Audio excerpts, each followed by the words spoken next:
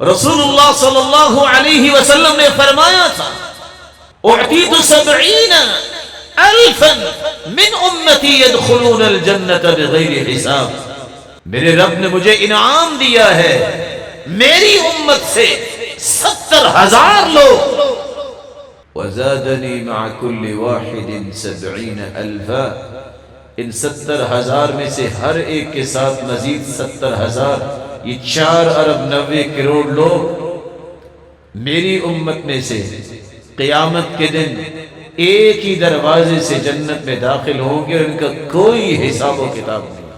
رسول اللہ صلی اللہ علیہ وسلم نے فرمایا انا اول من ينشق عنه القبر، میں ہوں جس کی سب سے پہلے قیامت کے دن قبر مبارک کو کھولا جائے گا۔ انا اول من يأخذ بحلقة باب الجنة فأعقعقها، سب سے پہلے میں ہوں گا جو جنت کا دروازہ کھٹکھٹاؤں گا۔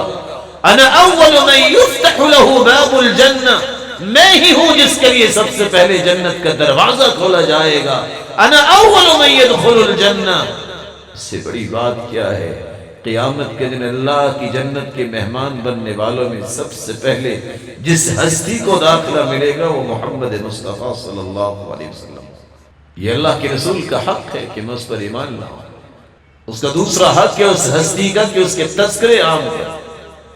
اس کا تیسرا حق یہ ہے کہ اس ہستی کے احترام میں میں کوئی کمی نہ کروں، اس کی تبجیل، اس کا احترام و توقیر و تکریم، یہ مجھ پہ واجب ہے۔